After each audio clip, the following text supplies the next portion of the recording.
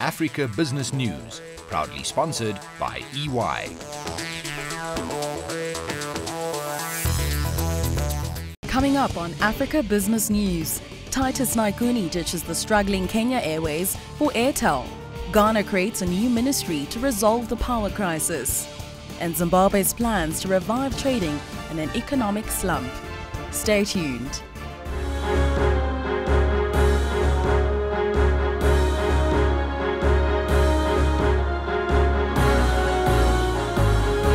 Africa, it is huge, it is diverse, and its business landscape fascinating and dynamic. And that's our business here on your favorite weekly African business stop. We're joined by Bonnie Tunya in Nairobi, Esther Ubodaga in Lagos, and we will hear from Christian Mundo in Johannesburg as well. My name is Victor Homoeswana, and this is the Africa Business News. Mambo Bonnie, exciting headlines out of East Africa this past week. East African Development Bank ranked Africa's best development finance institution for the second year in a row by the Association of African Development Finance Institutions. Kenya signing a trade pact with the UAE as the port of Mombasa expects a rise in its cargo handled. I even read that President Kenyatta is second only to Africa's most followed leader on Twitter, Paul Kagame, President Paul Kagame of Rwanda. But talk to us about this Titus Naikuni, former CEO of Kenya Airways, now chairman of Airtel. What is Naikuni's legacy at Kenya Airways, and what is behind his appointment at the mobile phone company? Well, Victor, Naikuni is replacing Mr. Naushad Merali, who has been at the stint of the chairmanship at the Airtel Kenya for 15 years and was linked to the ownership interest in the country's second largest mobile operator. Mr. Naikuni is a one-time permanent secretary in the retired President Daniel Moi's government, so obviously he has extensive contacts in both the private and public sectors. But Naikuni is credited to have led the national carrier into its ambitious Mawingu project, as well as the acquisition of Kenya's first Dreamliners. Now, Naikuni also chairs a board of the Rift Valley Railways and sits at the top organs at Magadi Soda Company, where he's the deputy chairperson at Maersk Kenya, Access Kenya Limited, East African Portland Cement Company, and Precision Air Tanzania. And so Airtel will seek his experience in their quest to shake up Safaricom's dominance. And he joins Airtel, Victor, at a time when the competition in telecommunication industry is expected to heighten with the licensing of mobile virtual network operators. Bonnie, I cannot make up my mind about which country will eventually be ICT hub of East Africa, Kenya or Rwanda, because there are as many reports about both countries laying a claim to the same thing. Kenya, of course, with the infrastructural advantage due to the undersea fiber optic cables, but Rwanda keeps showing signs of brilliance in this regard. What are your thoughts on this? Well, Victor, unfortunately, I'll have to be patriotic. But look, there's obviously a lot of impressive work in Rwanda's ITC sector. But you are aware of Kenya setting up a 5,000-acre technopolis. But also Kenya's claim to being Africa's leader in information and communication got a boost last month when IBM announced it will place its first African research lab in the country's capital, Nairobi. So the announcement is a feather to Kenya's cap. Like other African nations, it is looking to the private sector to pad out the national spending on research and development and boost innovation. And by getting the lab, Kenya joins countries like Australia, Brazil, China, India, Ireland, Israel, Japan, Swaziland, and the United States, which host the computer giants' other research units. So yes, indeed, in that regard, Kenya still tops Rwanda, Victor. It would be ahead because of what you just mentioned. But 4 weeks ago here on Africa Business News, your stock pick, Bonnie Tunya, was Centum Investments. Here's your platform to boast a little that you got it right. Looks like you hit it on the nose this time. Right. Centum Investment Company is what everyone is talking about. It's the investment vehicle of choice, and it has reported a 38% jump in a pre-tax profit to 1.2 billion Kenyan shillings for the first 6 months of September, up to September 30th, up from 890 million the same period last year. Now, Victor, the profit before tax for this organization hit 1.29 billion from 1.03 billion earlier last year. In the investment income also rose just about 58% to 1.9 billion from 1.2 billion a year ago. So the investment company has also completed its acquisition of a controlling stake at KREP Bank, raising its shareholding from 7.54% to just about 67.54%. So really, all things are going right for Centum, Victor. We're still on Africa Business News. I'm with Christine Mundo here in Johannesburg. South African power utility Eskom introducing some load shedding this weekend. In the same week that the Reserve Bank left rates unchanged, the President of Botswana, General Ian Khama, addressing Parliament with a commitment to job creation, education and zero tolerance of corruption, among other things. But she also has something to say, Christine, I guess, about the losses suffered by the Zimbabwe Stock Exchange. Tell us about that, Christine. That's right. So that stock exchange has two indexes, one being the mining index, which has got about 4 companies on it, and then the industrial index, which has the remainder about 59 companies. Now, we know that within that industrial index, 3 companies really make up the bulk of that index. It's your Delta, it's your Inscore, and your Econet, and they make about 58% of that particular index. So as you can imagine, anything that happens to those companies has a hard-hitting effect on the index. So we know that when it comes to Delta and Inscore, they were down 21% and 23% respectively. So as expected, they did drag that index down by 16%. So it's not a bloodbath, it's just a matter of the major in the stocks or counters on the stock market going down. But India always associated coal in India with the Brazilians and the Australians, but it looks like India is cutting in on that action as well. That's it. So we talked about this a while ago. Rio Tinto sold at 65% in that Benga mine. We know that mine does run at a loss. It puts out about 5 million tons of coal per annum. But the Indians think they can do better with this and bring out about 12 million tons. But we know that they got their first batch of coal. It actually arrived yesterday since taking over that mine in October. And we know that it's all going to fuel that heavy steel industry. That's where most of the demand for coal in India is coming from. Christine Mundo in Johannesburg, thank you very much. Next up, Esther Ubodaga takes us through some of the highlights in the week from West Africa as we wrap up Africa Business News.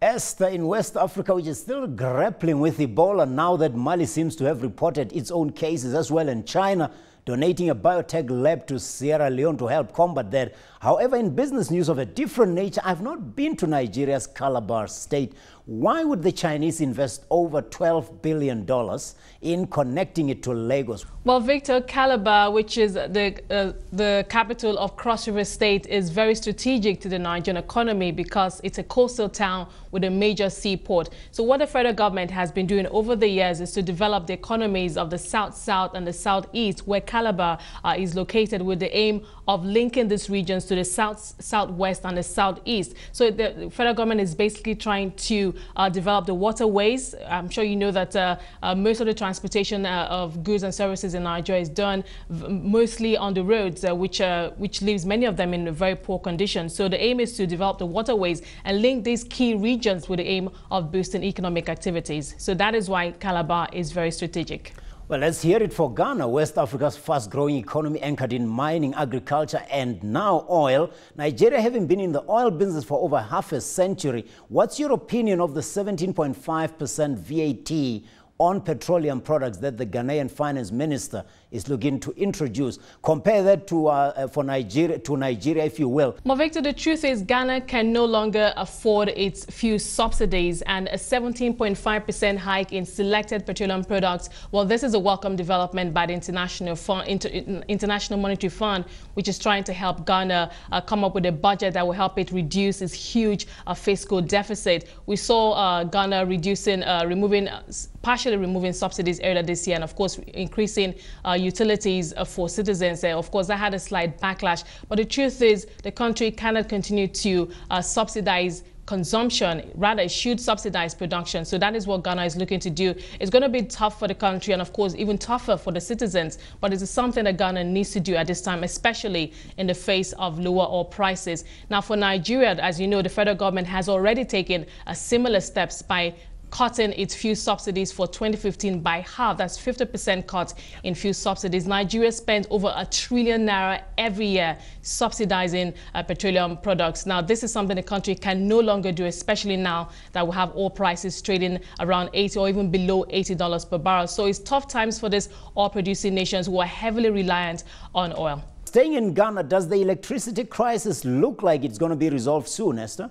Victor, Ghana has created a Ministry of Power in a fresh bid to resolve a long-standing electricity crisis that has slowed economic growth and caused frequent power cuts. Now, the chairman of the Parliament's Energy Committee and former Deputy Energy Minister, Kwabena Donko, will head a new ministry, according to a statement from the presidency. Well, power production was previously overseen by the Energy Ministry, which is also responsible for managing Ghana's upstream oil and gas sector. Now, the West African state generates much of its power from 3 hydroelectric dams that do not produce enough energy to satisfy an economy projected to grow at 6.9% in 2014. Now, it also imports natural gas from Nigeria through the West African Pipeline Company and will soon have offshore gas from the Jubilee field once a delayed pipeline and processing plant at Atwabo comes online. President John Mahama last week sacked the head of the State Electricity Company of Ghana, which is seen by experts as the least efficient of a chain of state power companies. I like to pretend I've got $10,000 in my pocket that I want to invest in East Africa and in West Africa. And I ask our team, Bonnie and Esther, to tell me which stock they would advise me to invest in. Bonnie, let me hear from you. Let's see if you can get it right like you did with Centum a few weeks ago. I'm always right, Victor. I'll put my money in the construction and construction sector in Kenya. Just about in 2 weeks' time, Kenya is receiving the first tranche for the standard gauge railway. So there's a lot that is going into construction. And Bamburi Cement is a particular counter I would want to spend my $10,000. It has had a fantastic run around just priced at 160 shillings, moving up 3 percentage points. So really, this would be a good place to put this money. Well, I can see out your window, even as I speak to you, there's a high-rise building going up behind you, Bonnie. That's why you'll be so bullish on construction. How about you, Esther, out of Lagos? Well, Victor, I'll be putting my money in the brewery sector, particularly Nigerian breweries. Well, as you know, the holiday season is approaching, and of course, there will be more people drinking for the holiday season. And of course, you know that right now the economy is experiencing some headwinds. And of course, as we say here, when people are depressed, they drink. When they're happy, they drink also. So it's a win-win situation for brewery stocks going forward. Well, they just don't go together, construction and breweries. I'm happy they are miles apart in the East and in the West. Thank you very much. But November 25th is the subject of our trivia today. I have a couple of quick questions to pose to the Africa Business News family this week. Which country became an autonomous state in the French community on this day in 1958? Esther? Victor, I think that would be Senegal. You're spot on. And Bonnie, for you, which president of a Southern African country died on this day in 1997? His name was Hastings and his middle name Kamuzu. I've given you all the clues I can. You can't get this one wrong, especially if you're always right. You've given me everything, Victor. Hastings Kamuzu Banda of Malawi. All right. Another important date this week, of course, Mauritania celebrates its independence later in the week when both the Republic of Congo, what others would call Congo, Brazzaville, and Chad celebrate Republic Day, or as they say, Jour de la République. That is on the 28th of November, of course. We're back with you next week with more Africa Business News, folks. Stay tuned to CNBC Africa. We thank Bonnie Tuya out of Nairobi, Esther Ubodaga in Lagos, and earlier on, Christine Mundo here in Johannesburg.